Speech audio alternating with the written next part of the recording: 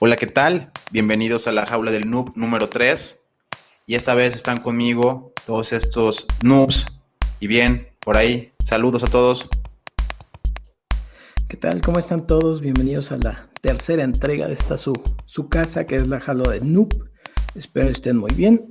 Espero que la verdad se la pasen muy bien y pues de agregarles algo de valor en este día a ustedes. Muchas gracias. Es un honor estar aquí con ustedes nuevamente. No pude estar en la entrega anterior, pero esta vez continuamos con las historias y las anécdotas y la información interesante que traemos de toda la semana, las 2 semanas que hemos estado como recopilando. Muchas gracias y pues demos comienzo. Hola, ¿qué tal? Esperemos que les guste esta tercera entrega de La Jaula del Noob. Y bien, vamos a iniciar por explicar a la audiencia que las estafas pues se están dando también de manera cibernética. De igual manera, ¿alguno de ustedes alguna vez ha recibido un mensajito de te has ganado un coche, pásale por este premio que ya obtuviste? Y sobre todo por correo electrónico? El spam se volvió algo de facto. No existe una persona en el mundo que no sepa qué es un mensaje de correo basura o spam. Y de igual manera las llamadas telefónicas, y no se diga aquí en México que te llegan con una alada desconocida y luego te habla un licenciado, te hablan para decirte que tienen un secuestrado de tu familia, esos famosos secuestros virtuales. Entonces, pues sí hay muchas estafas alrededor de todo lo que viene siendo los medios electrónicos como tal, no solo las computadoras. Pero bien, vamos a comenzar por platicar quién ha tenido alguna experiencia con esto o qué opinan de todo esto de las llamadas telefónicas, la extorsión, y que pues está creciendo, ¿no? Ya que los medios digitales y cualquier persona puede tener un celular a la mano y esto se ha vuelto muy popular. Es algo de verdad que ha crecido bastante y no se diga en esto de la pandemia. Todo este tiempo que fue la pandemia creció bastante la cuestión de las estafas telefónicas. Ya no importa que no tengas tarjeta Banamex, te habla alguien diciendo que hay un cargo, ¿no? A tu tarjeta. Y tú te pasas como 20 minutos intentando decirle y explicarle que no tienes tarjeta Banamex, ¿no?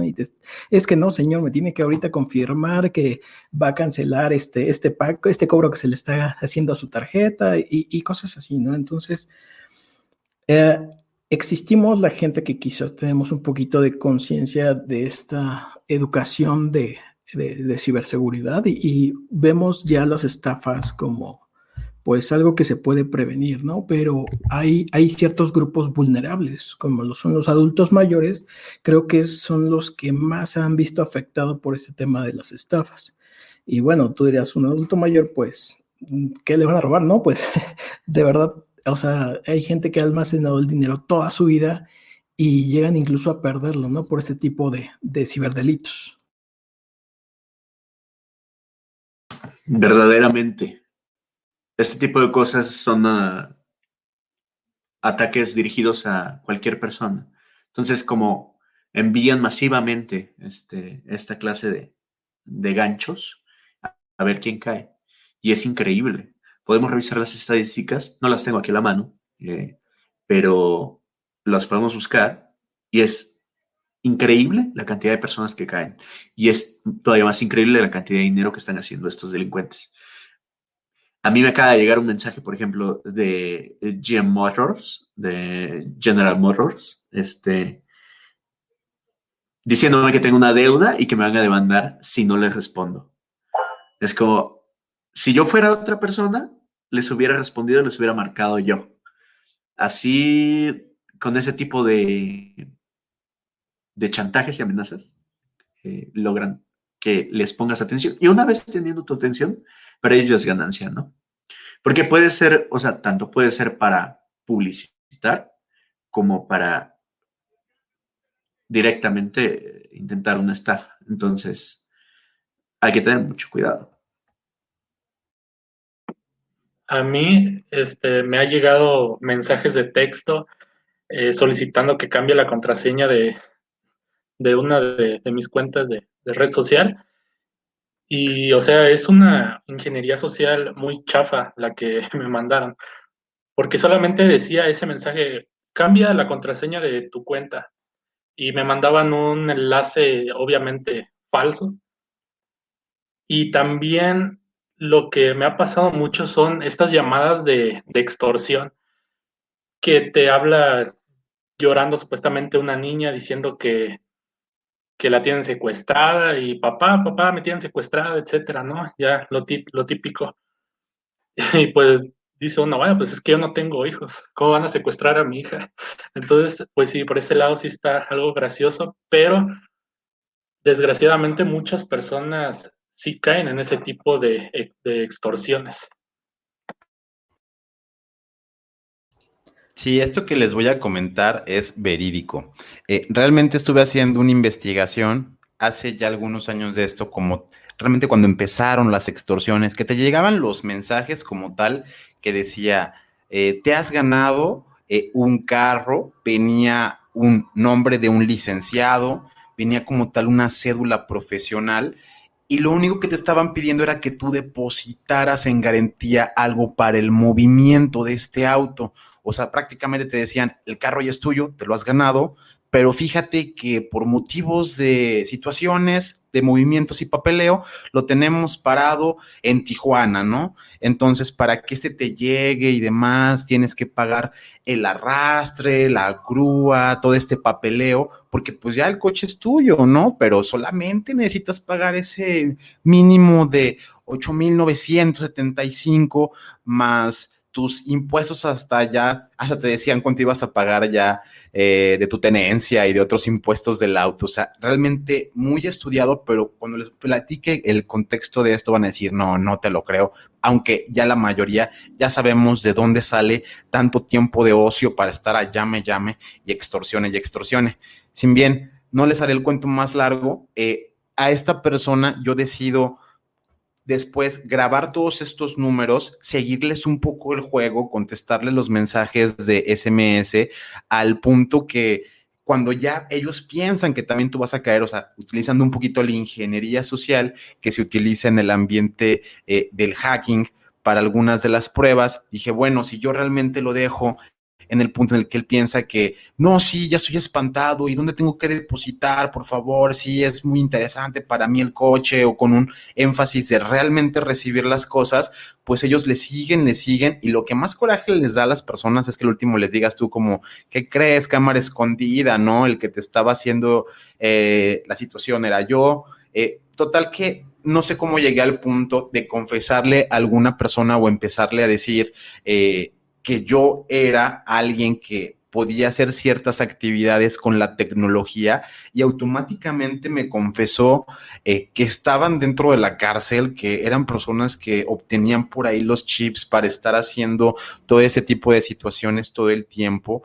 Entonces estamos hablando de pues algo bastante delicado, pero cómo tú puedes realmente también acercarte, ¿no? A estas personas. O sea, es muy interesante cómo a veces se quiebran y te dicen así como, oye, fíjate que pues realmente, o sea, se involucran y te tratan también de jalar a su ambiente. Está muy extraño cómo funciona esa situación. Obviamente no accedí, por supuesto, pero pues es interesante cómo, si los quieres incluso grabar o llamar o darles un seguimiento, te enteras desde dónde están haciendo las llamadas. Sí, sí, sí, increíble. Ahora imagina si esto es como al público en general, pongámonos a pensar para una empresa.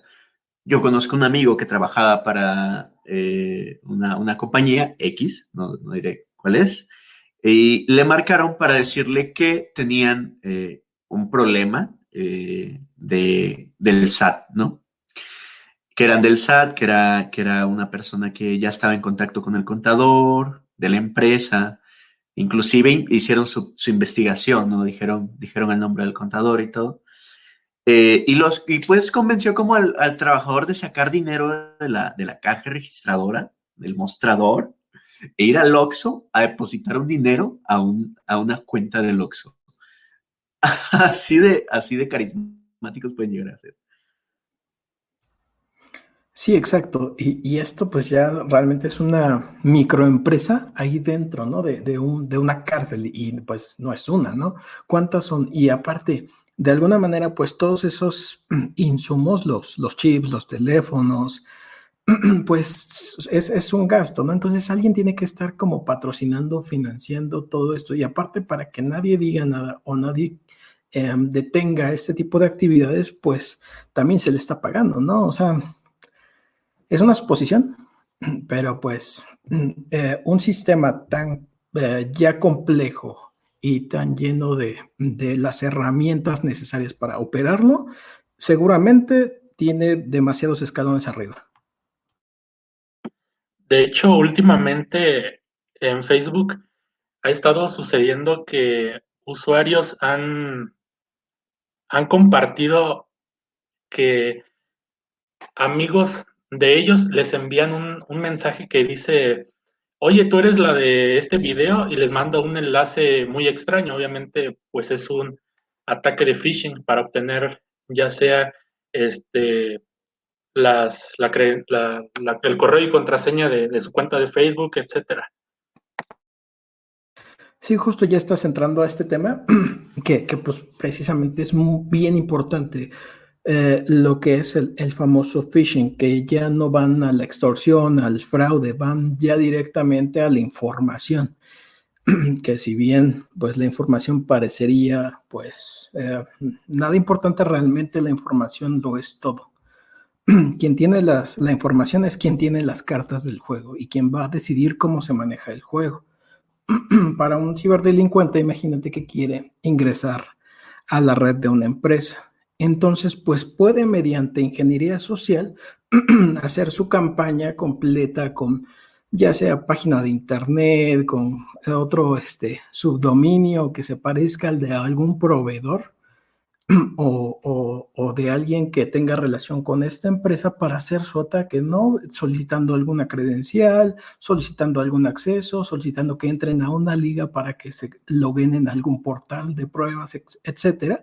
Y entonces ellos puedan tener acceso, ¿no? Justo a esta información mediante phishing. Y es que muchas personas piensan que el phishing nada más es de que te mandan un enlace falso de Facebook y te pide tu correcto contraseña y pues nada más te hackea la cuenta de Facebook, ¿no? Pero también hay phishing en los que te mandan un enlace en el que tienes que descargar una aplicación y esa aplicación contiene malware. Entonces, pues ya te están robando la información de tu dispositivo. Sí, el phishing, para los que están en casa, es prácticamente cualquier intento de pescar tu contraseña.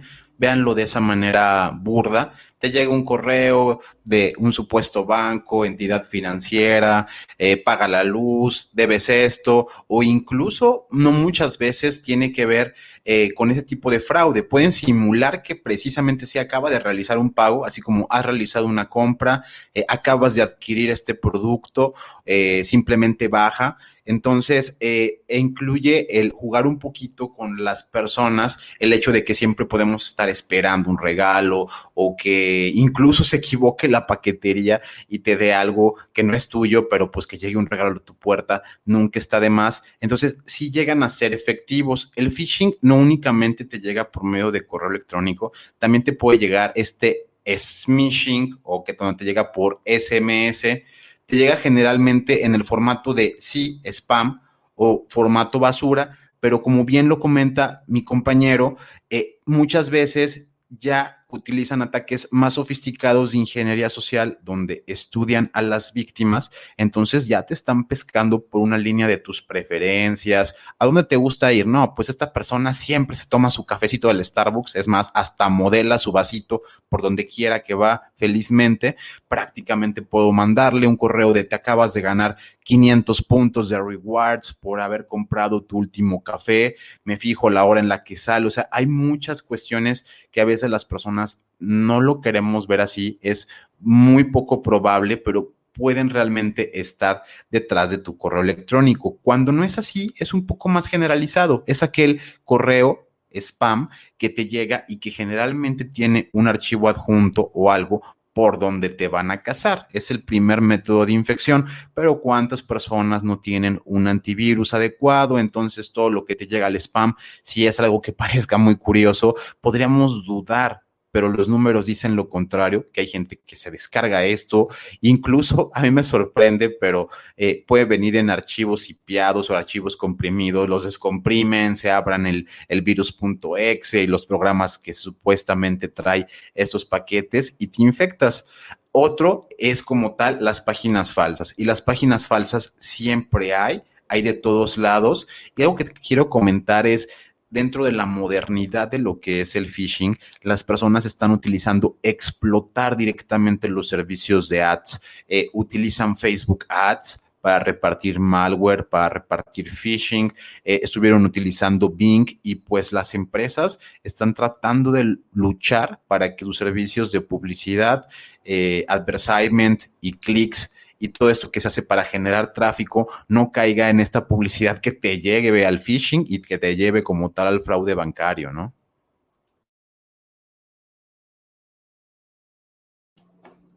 Justo comentabas algo muy, muy importante. Ya, porque hay dos tipos de phishing, ¿no? El spray, que es como de tirar a todo una base de datos de correo, y pues en esa base de datos pues pueden ir 10 millones, 20 millones de correos. Pero está el otro, el spear, lanza. Es justamente este phishing que ya va dirigido justamente a toda la investigación que ya trae sobre de una sola entidad, quizá dentro de una empresa. Y tú puedes decir, pues es que pues yo nada más me dedico a hacer no sé, soy el asistente de contabilidad, entonces a mí qué me van a hacer, ¿no? Pues bueno, a fin de cuentas todos los empleados de una empresa son un eslabón en la cadena. Y entonces pues el hacker, esta persona que va a intentar hacer el robo de credenciales, no se va a ir por los eslabones más fuertes, porque obviamente no se va a ir directamente a querer hacerle phishing al administrador. El administrador de la red pues va a saber, ¿no? Ya se la sabe, ya conoce.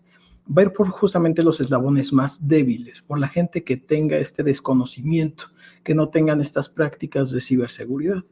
Entonces es ahí con este tipo de seguimiento, este tipo de investigación de una persona, que esa persona cree que pues no tiene nada importante, pues realmente va a ser el primer escalón para que un atacante pueda entrar a una red de una empresa.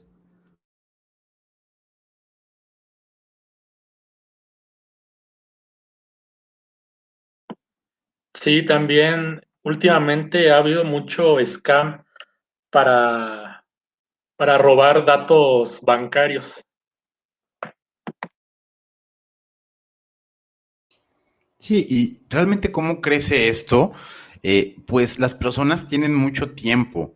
Ya como tal, para finalizar el tema del phishing, a mí sí me gustaría agregar que estuve analizando no solamente el comportamiento de estas personas, en este aspecto, sí, una vez contesté los phishings y es muy curioso que están dispuestos a llegar a lo que sea. O sea, tú les contestas algo como, sí, voy a recibir el dinero del príncipe de Arabia, pero necesito que me mandes esto o me digas ciertos datos. Ellos van a buscar realmente usurpar cualquier dato que tú necesites o el siguiente paso de confianza que les estás pidiendo para que tú hagas lo siguiente, ¿no? O sea, ellos están dispuestos a bajarte aunque sea un centavo, pero van a llegar a sus últimas consecuencias. ¿Cómo es que te llegan tantos mensajes o por qué es algo tan y tan grave que se ha expandido?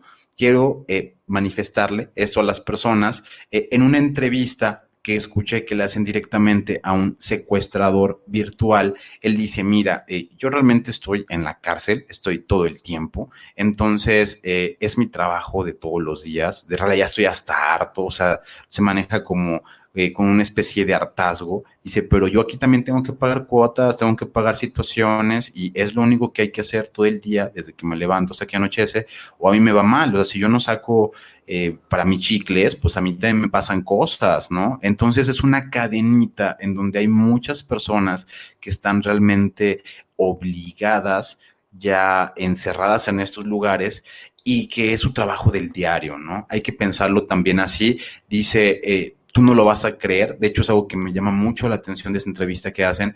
Dice, mientras yo estoy hablando aquí contigo, tú me puedes escuchar muy normal, estás escuchando este podcast, y yo mientras estoy en un celular aquí abajo y tengo a 5 o 6 personas, a una le estoy diciendo que no haga esto, que no haga lo otro, y se centra mucho la persona en interrogarle, ¿y cómo haces esto? Él suele decir que es una técnica de manipulación, pero cuando realmente lo ves como algo crudo, no es más que simple intimidación, ingeniería social, pero al nivel más bajo, en donde están buscando cada porción de información, cada movimiento, y pues te va por ahí. ¿A qué me refiero? Dice esta persona, yo los hago que se tomen una foto, les digo que se quiten la ropa y que se tomen una fotografía y que me la manden. Luego esa yo se lo mando a los delincuentes, pero si esa persona simplemente colgara desde el segundo o número 1 que inicia esta extorsión o secuestro virtual, pues realmente esta persona no tiene material para moverse, ¿no? O sea, está dentro de una cárcel.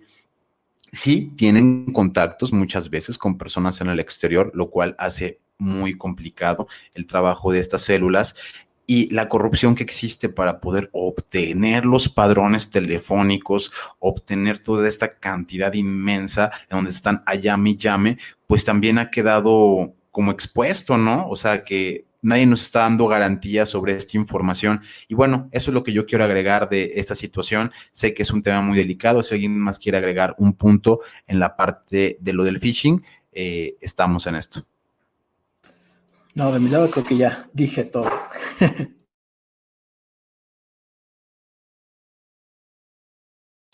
Bien, y siguiendo con este asunto, vamos a lo que es jailbreak y básicamente para qué funciona rutear un teléfono móvil.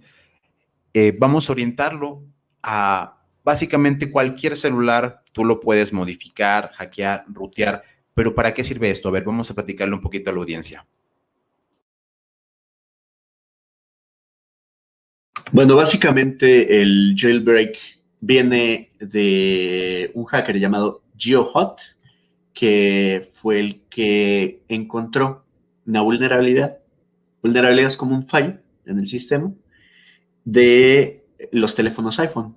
Entonces, tuvo la oportunidad de poder instalar aplicaciones. Precisamente por eso empecé con el ejemplo del jailbreak, porque ahí viene. Tuvo la oportunidad de instalar aplicaciones que no son del App Store. Entonces, la posibilidad de usar el sistema y sacarle el máximo provecho, más allá de lo que los desarrolladores te permiten sacarle provecho como usuario normal. Entonces, pues de ahí viene toda el conglomerado de lo que es la liberación, el ruteo, el jailbreak, que el objetivo es explotar al máximo la tecnología que tienes en tus manos y como programador o como hacker, que sabes lo que estás haciendo, llevarlo al máximo, por ejemplo, el máximo rendimiento o prender funcionalidades que tenían por default apagadas. Y claro, la razón, por supuesto que hay una razón para tenerlos como enjaulados, como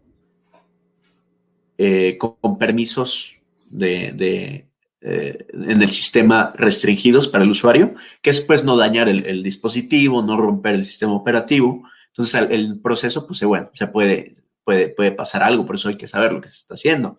Pero por supuesto que es una técnica pues ya muy conocida y en la mayoría de las veces ya muy utilizada por el usuario final.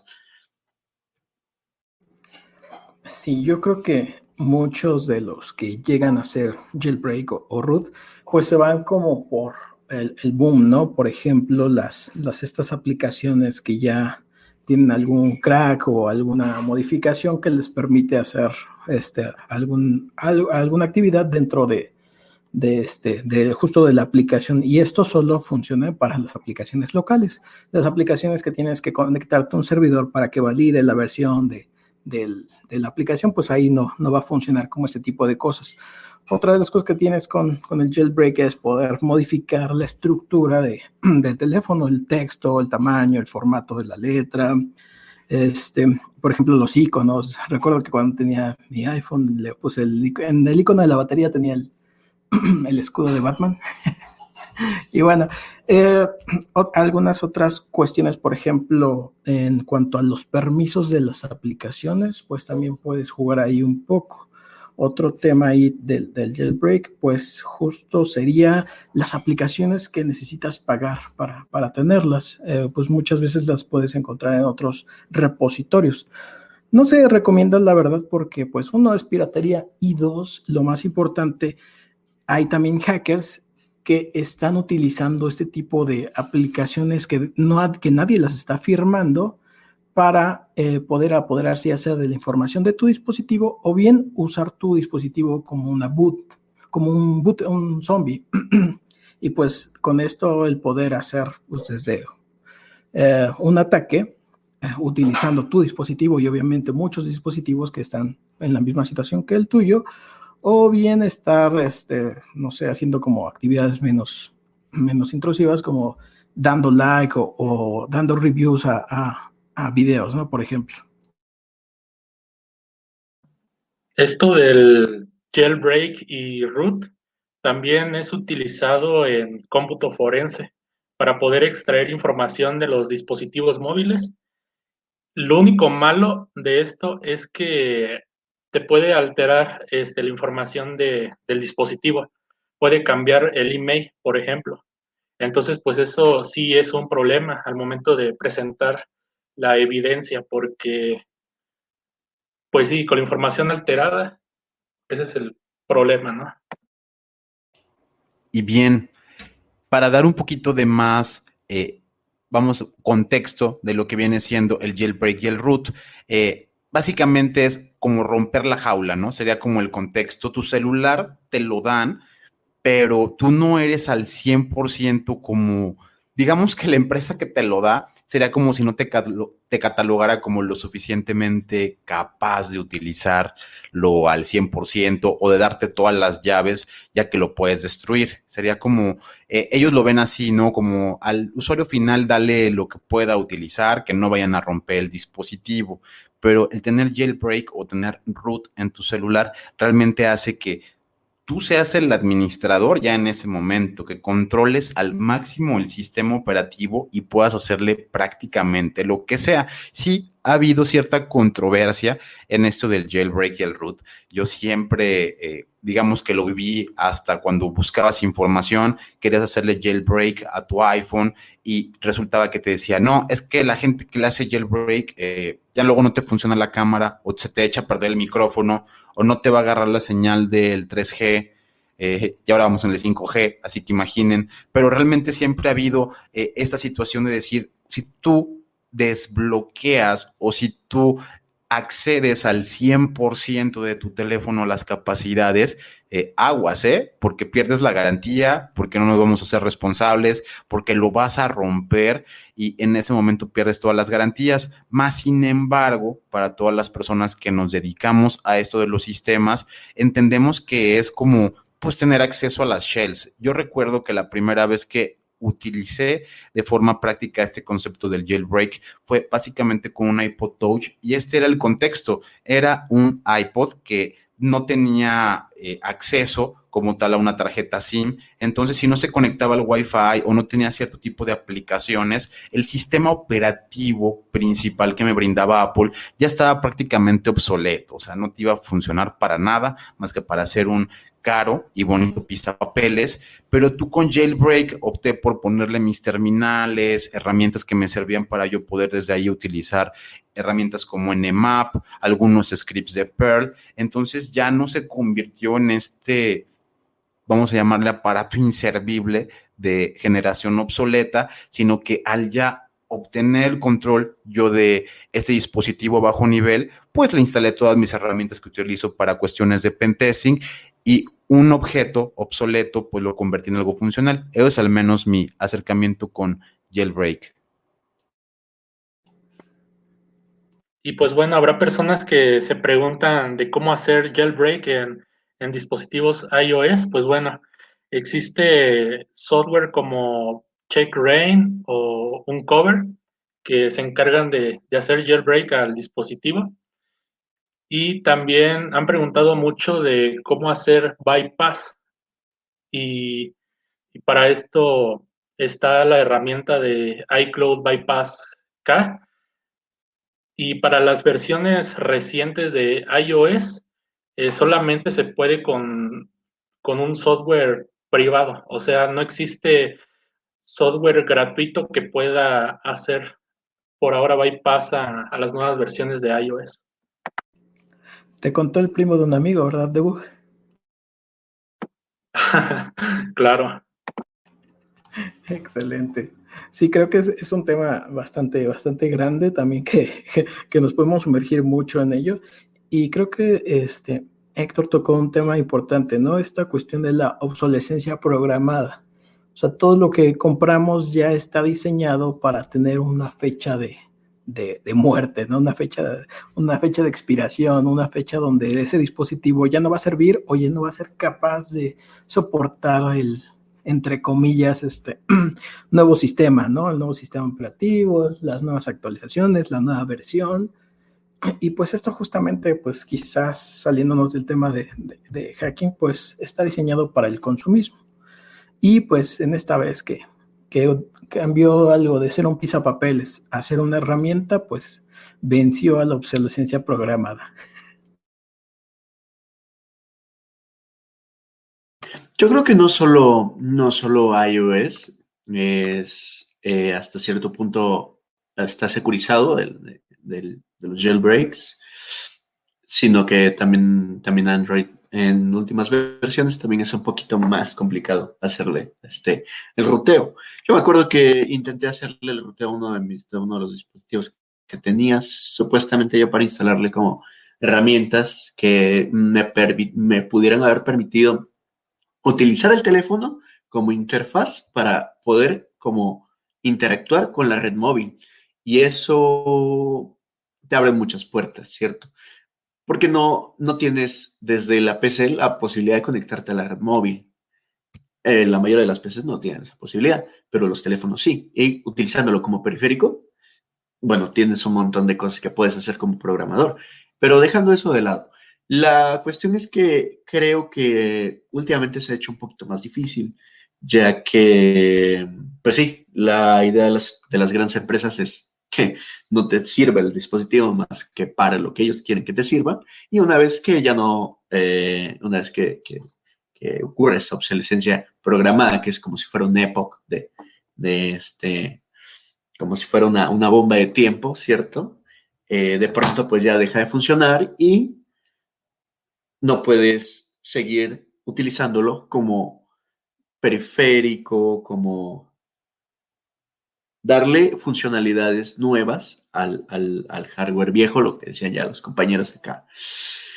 Hay como ciertas herramientas. Recuerdo muy bien que había una aplicación que te permitía, normalmente para rotear el Android, lo conectabas a la PC y desde la PC corrías unos programas que lo liberaban. Pero hace no sé, unos 2, 3 años, los Android tenían la posibilidad, había una aplicación que se llama Magisk para rutearlos desde el mismo dispositivo. Entonces, ya no solo, ya, o sea, no tienes solo un teléfono, sino una PC dentro del teléfono, porque quitaba esa restricción de que forzosamente tenías que conectarlo al equipo de cómputo. Ahora no sé si realmente en la actualidad sigue funcionando la aplicación. Yo creo que sí, por lo menos para versiones viejitas de Android como 5, 6, Android 7, inclusive Android 8. Las últimas versiones de Android, pues sí. Recordemos que estas son pues fallas del sistema, entonces son parchadas en versiones siguientes, por lo que hay que seguir buscando como esas fallas que te permitan obtener acceso privilegiado. Que la idea es como tener acceso a sistemas, al archivo de ficheros del dispositivo que normalmente no tienes, y por supuesto acceso las interfaces del kernel, cosa que no puedes con el dispositivo no ruteado. Creo que eso es todo y podemos seguir con los temas.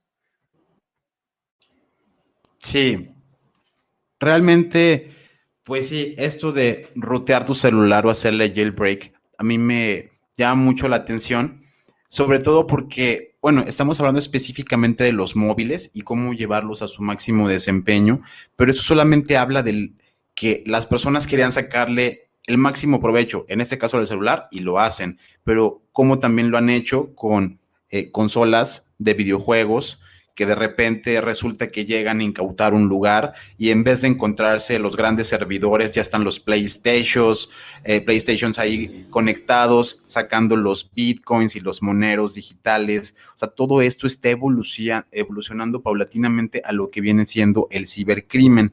Y para ahondar en la siguiente noticia, tiene que ver con el software que se hace o se renta actualmente y no necesariamente tiene los fines, vamos a llamarle, más benévolos en tu sistema o inofensivos, ya se rentan para quizá hacer cuestiones bélicas como lo que viene siendo espionaje político, espionaje a activistas, periodistas y demás. ¿Ustedes qué saben de esto? ¿Qué noticia les ha llegado? ¿Cómo ven lo que está sucediendo en México actualmente en este punto? Pues creo que es un tema muy importante y que la verdad pega bastante más que todo cuando sabes que esta cuestión del espionaje es espionaje si alguien más lo está ejerciendo, ¿no? Pero cuando son entidades, llámese gubernamentales, deja de ser espionaje y se convierte en técnicas de seguridad, de supervisión. Técnicas de seguridad nacional según el Acta Patriótica de los Estados Unidos, ¿cierto? Que pues es una reverenda tontería. Exacto, y mientras que, pues bueno, ¿para qué quisieran los privados hacer ese tipo de software? Pues más que todo, y por lo que se ha visto, es venderlo al mejor postor, venderlo a empresas, a gobiernos e incluso a entidades que son prácticamente maliciosas, háblese de todo tipo. ¿Y qué capacidades tiene? Pues bueno, básicamente pues pueden entrar a tu casa sin poner un pie, ¿no? Solo utilizando tu sistema Windows que tú tienes en tu computadora, utilizando la cámara, el micrófono, la información dentro de tu equipo, accediendo a tu correo electrónico, todo sin que tú te puedas dar cuenta que está sucediendo. Es decir, pues ya no necesita la agencia de inteligencia de algún país, pues meterse a cambiar el grifo del agua para atrás del grifo meter un micrófono. No, pues ya realmente ya lo tiene ahí. Simplemente es tomar el poder, tomar el control de ese dispositivo. Es increíble cómo de un momento se supone que este tipo de herramientas son para espionaje internacional, pero la verdad de los casos, o la mayoría de los casos, es que se utiliza para espionaje interno. Entonces, es mayor el temor de lo que pueda hacer el pueblo de su propio país que lo que pueda hacer otro país. Que claro, no exime el hecho de que sí haya espionaje internacional, que sí haya como este intento de intervención electrónica y intervención informática entre países y entre agencias de inteligencia que normalmente son contrapartes económicas, pero creo que en donde más se ha hecho inversión ha sido en la seguridad nacional, por lo menos para los Estados Unidos. Y eso deja mucho, mucho que pensar realmente como cuál es la idea de desarrollar este tipo de sistemas desde el principio, desde la concepción de inclusive desde la concepción de crear ese tipo pues de instituciones, ¿cierto? Como este tipo de organizaciones que después da pie a la creación de sistemas de intervención. Por ejemplo, se ha mencionado mucho que en el sexenio de Peña Nieto se utilizó el software de Pegasus, que según esto, ese software iba directamente para los dispositivos móviles. Entonces, pues ya accediendo a la información de tu dispositivo móvil, pues ya obtienen tu geolocalización, pueden activar tu micrófono, tu cámara frontal, etcétera. A mí lo que me llama mucho la atención en este tema es que es tan complicado cuando tú desde el punto de vista de desarrollo quieres importar o exportar esa tecnología. A mí me llegó a suceder algo así, en el que queríamos comprar ciertas herramientas de ciberseguridad y resulta que no las podíamos adquirir. Y otras herramientas, y todo completamente legal. Nada de esto tenía que ver con comprarlo con tarjetas falsas, robadas o identidades fraudulentas. Todo era completamente alineado a lo legal. Más sin embargo, hay muchos países que te dicen, no, o sea, yo, Estados Unidos, no te puedo dar esas herramientas porque es muy sofisticada. Yo creo que así nos ven y va a sonar un poco feo lo que voy a decir, pero como no podemos darles estas armas ni estas herramientas, algoritmos o cosas sofisticadas porque estos changos se van a destruir. Entonces, no podemos exportar tecnología. Ellos consideran las herramientas de ciberseguridad y espionaje como algo, como un activo muy importante, ¿no? Que les puede servir incluso para ganar una guerra.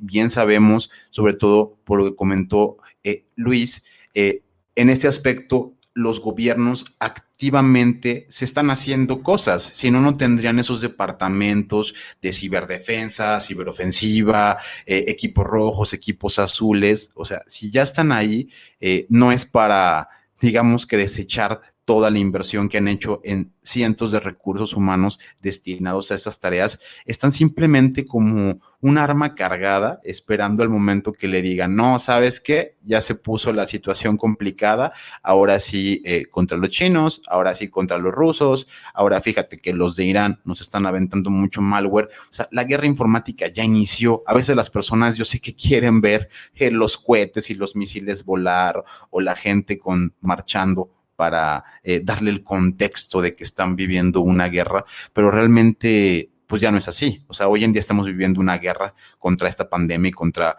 virus biológicos que ni siquiera podemos visualizar. Es algo muy similar, ¿no? Lo que ya está sucediendo en este aspecto. Sí, de verdad, pues esta guerra ya tiene muchísimos años. Se sigue cobrando víctimas internas en muchos países. Hay muchas bajas y no precisamente son personas, sino es información, ¿no? El robo de información es como de las mejores ganancias que pueden tener este tipo de ejércitos, armadas o equipos de inteligencia. Justamente saber cuál es el siguiente paso de tu contrincante, pues te va a dar la ventaja. Y pues a esto prácticamente se están dedicando. Sí. Recordemos que quien tiene la información, se decía, quien conoce mejor a su enemigo, decía Sun Tzu, es quien gana la guerra, ¿cierto? Y ahora en esta era de información, o más bien, en la era de la desinformación, quien tiene la información más puntual y verídica es quien se lleva la corona, ¿cierto? Sí, creo que también tocaste un tema muy importante, la desinformación. También la desinformación es un arma y es muy usada por entidades, ya no voy a decir quién, pero esa desinformación también es un arma. ¿Por qué? Porque también tienes un ejército de bots listos para dar una noticia que desvíe la atención hacia donde tú quieres, mientras en la calle principal está pasando lo que no quieres que nadie vea. Justo, o sea, es usado desde hace muchísimo tiempo, pero la desinformación también es un arma. Sí, o sea, y tocaste precisamente el tema de los bots, que sonará como muy chairo, pero es cierto, son pantallas de humo, son tácticas de guerra propagandística para desviar, pues sí, exacto, la atención de No, digamos, la atención del mero asunto para que no se sepa la verdad, porque finalmente la verdad histórica siempre sale. La cuestión es poder engañar al momento, poder confundir al día para hacer o lograr lo que te propones. Ya la verdad histórica pues importa pocos cuando las cosas pues ya están hechas, ¿cierto? Porque lo demás es análisis y retrospectiva. Lo he visto mucho en el mundo cripto. He visto que lo importante es engañar en el presente y no en el pasado, porque en el pasado se ve muy evidente que fue un engaño, pero en el presente no te das cuenta si están intentando generar controversia para que caiga un precio o para que un precio se eleve. Y eso solamente en un mundo tan pequeño como el cripto se ve muy seguido. Pequeño entre comillas, relativamente.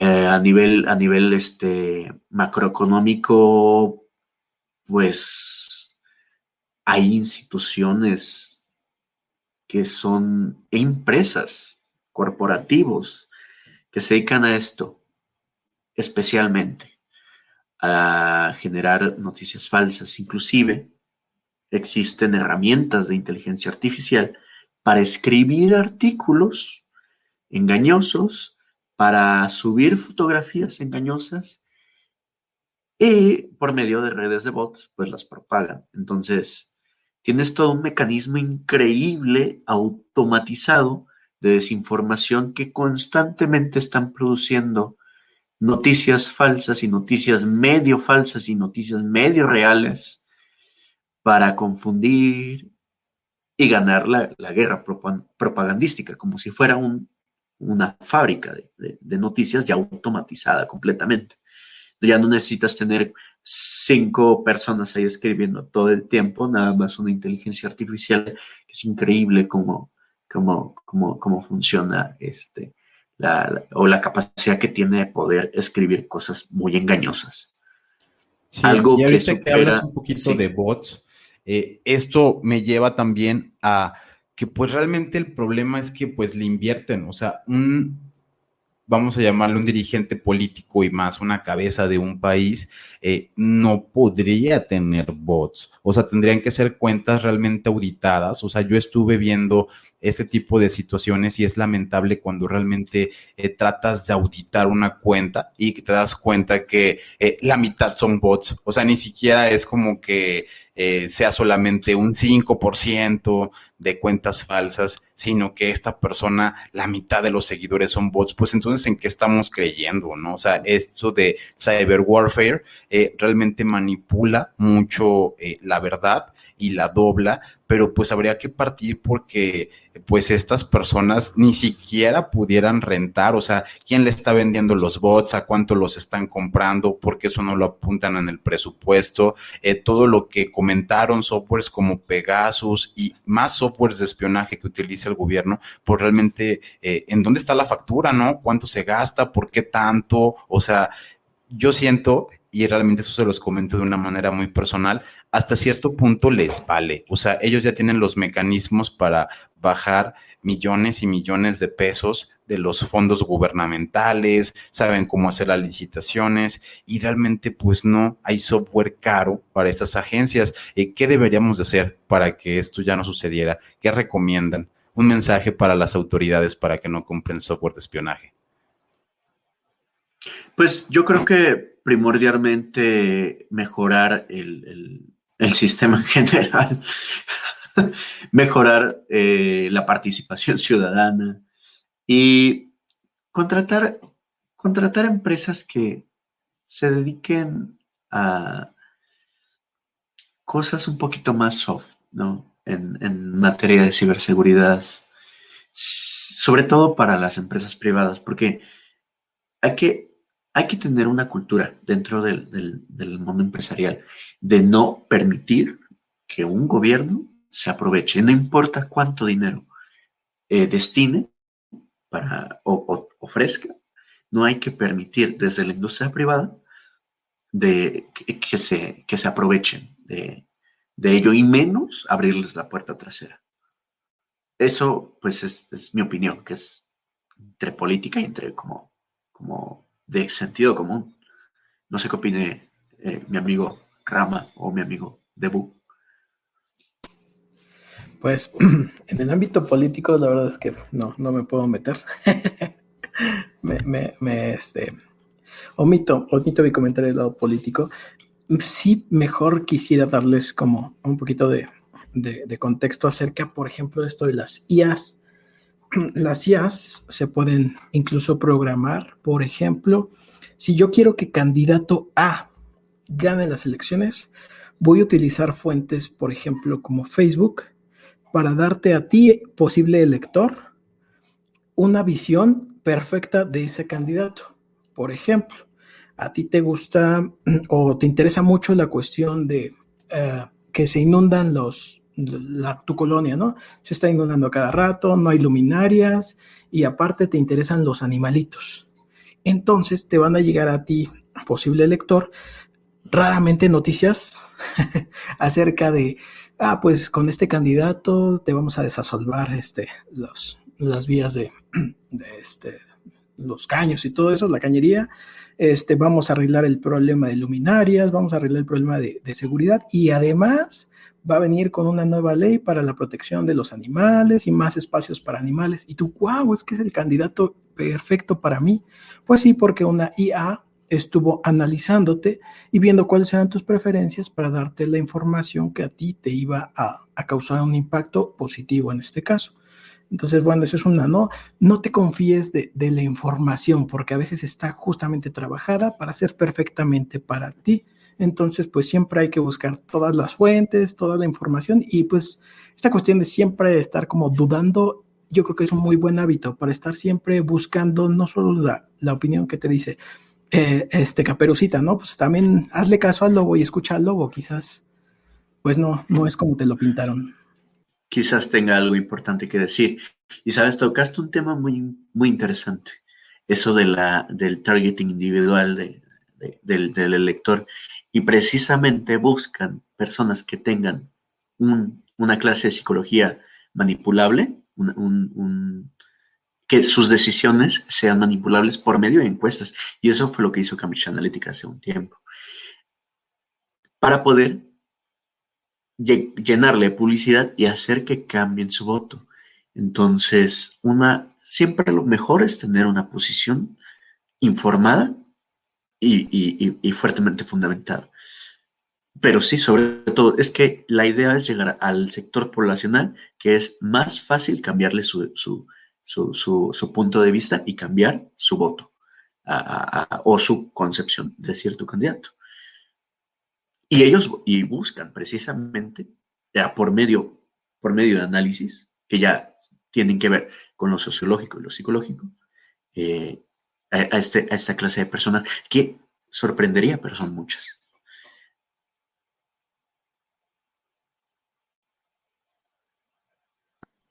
Pues yo opino que estas empresas que se dedican a hacer software de espionaje, que al momento de que se lo vendan a algún gobierno, pongan ciertas limitaciones para que no exista este descontrol de que pues el gobierno anda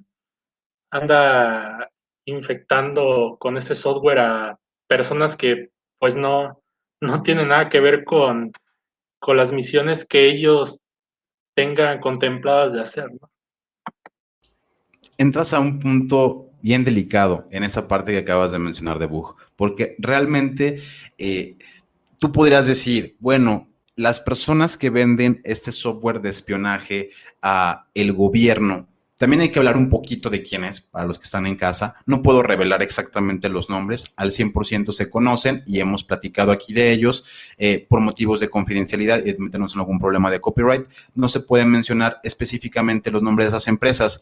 Más sin embargo, cabe mencionar con que no son empresas a veces necesariamente mexicanas. sí hay una que otra empresa, por ejemplo, y suelen ser muy oportunistas en la parte de los contratos. Voy a poner el ejemplo específico de la seguridad de las elecciones pasadas.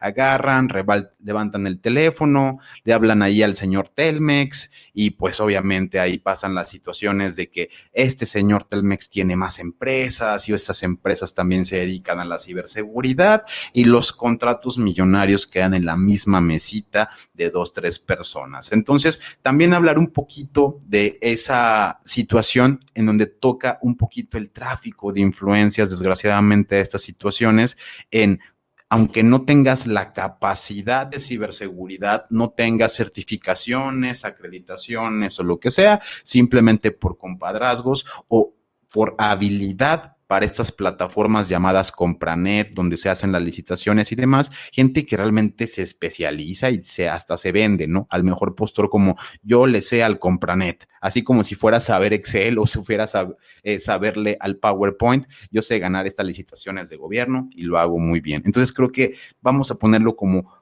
punto número 1 de lo que quería mencionar, es ese oportunismo que existe de, está el contrato millonario y ahora la ciberseguridad y todo lo que tiene que ver con los anti-hackers es lo que me deja, entonces me subo a este trenecito y lo que yo pueda obtener o lo que yo pueda sacar está muy bien y realmente no tienen la capacidad. Entonces es un fraude en el fondo lo que están haciendo. Y en el otro punto, habría que ver lo que menciona De Bug y realmente ligarlo al código penal, ver si realmente es un delito describir el software e incluso si lo estás rentando a una empresa de nuestros amigos judíos o demás, pues tendría que haber consecuencias, porque también se la están sacando mucho por ese lado de, no, pues es que la empresa es holandesa, se lo compramos a los de Hacking Team, que son nuestros amigos de Italia, entonces pues ya se imaginarán también por qué hacen esto, bien saben que ya tendrían que meterse en acuerdos, como el acuerdo del Budapest, para cuestiones de ciberdelitos informáticos, entonces ya sería más difícil traerte a una persona porque hizo un contrato con los italianos, pues le dan este carácter de internacional, pero realmente solo para que no se sepa dónde quedó la bolita, ¿verdad? Exacto, el tercerizar, ¿no? El que haya un agente de por medio utilizando como pues sus contactos justamente para traer estas tecnologías de fuera. También es otra cuestión que se está llevando a cabo y se ha llevado a cabo ya por mucho tiempo.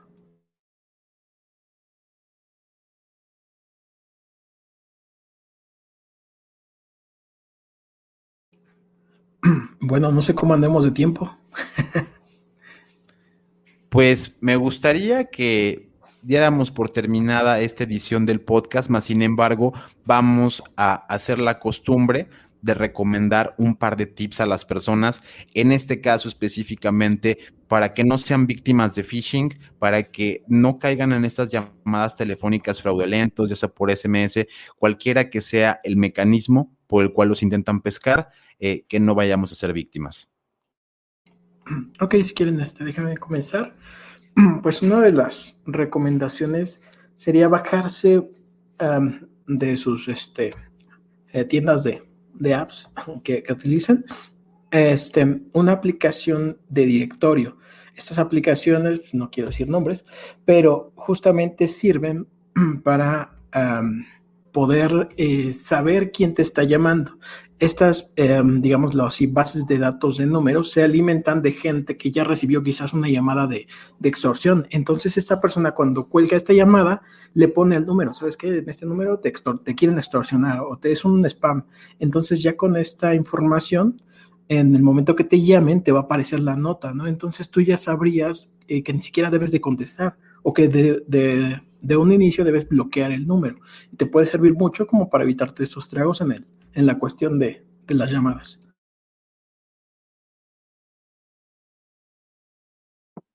Sí, pues una de mis recomendaciones es que no abran correos electrónicos si desconocen quién se los mandó o si ven un link extraño por ahí que no sea de Instagram o que no sea de Facebook.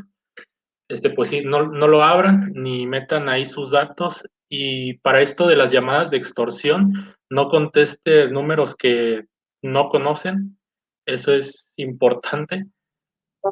Y en este tema de la desinformación, verifiquen bien las fuentes desde dónde están, de dónde están viendo esa información. Por ejemplo, si es del Universal, si cierto periódico o noticiero sacó esa información, verificarlo también en otros medios. Mi recomendación, como mamá decía, sería no hablar con extraños en la red. Si un amigo descarga malware, tú también lo harías. Por ejemplo, se ha propagado mucho como el mensaje por medio de Messenger, un mensaje y que ha sucedido por mucho tiempo. Yo me acuerdo que hace muchos años también pasaba, pero ha vuelto como a propagarse. Que te mandan un enlace preguntándote si eres tú el que sale en el video o si eres tú el que sale en las fotos. Y por curiosidad, pues muchísima gente le da clic y a través de ese clic es que se sigue propagando se manda a todos tus contactos y así sucesivamente como si fuera un gusano.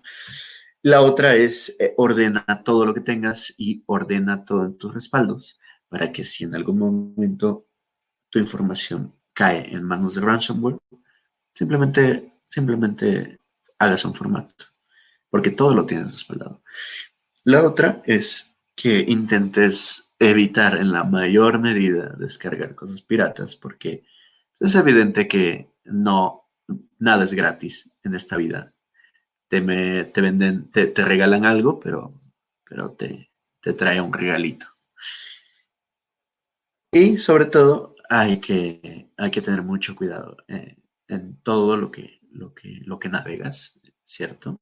Intentar como entrar a cosas confiables, que ya conoces, investigar, etcétera, etcétera. Siempre informarse antes. Esas serían mis 4 recomendaciones. 5 recomendaciones del día de hoy. Bien, pues solo me queda agregar, sigan las recomendaciones de todos nosotros, cualquiera que sea el camino que decidan tomar. Yo realmente, lejos de decirles vayan a bajarse un antivirus o chequen que sea HTTPS, hay muchos métodos de repente que pueden sonar como muy técnicos, pero realmente al día a día no los vas a ejecutar. Entonces, por un aspecto más sencillo, desconfía un poquito de todo lo que venga por internet, por el correo electrónico, los archivos adjuntos. La gran mayoría de veces que llegan de un correo fraudulento es porque ese archivo ya trae el efecto de que caigas, lo abras y ese phishing te lleve a un lugar peor todavía, no solamente quizá robar tu contraseña, sino ya instalar un malware. Que esto no va a parar, también dejar ese sentimiento. Estamos muy lejos de encontrar una solución definitiva. Sí comparto esto que menciona nuestro compañero Rama, que básicamente dice, ustedes bajen esta herramienta en la que por medio de listas blancas o listas negras vas a impedir que lleguen estas llamadas fraudulentos. En un énfasis también primordial, pues si se le logran meter un gol a esta herramienta, finalmente te va a llegar la llamada de extorsión. Entonces, no contesten las desconocidas, desconfíen mucho de los mensajes de SMS, incluso por ahí puede llegar un mensaje fraudulento. Entonces, mantengan los ojos abiertos por ahí. Nos vemos en 15 días con un episodio nuevo. Esto fue La Jaula del Noob. Muchas gracias. Hasta luego.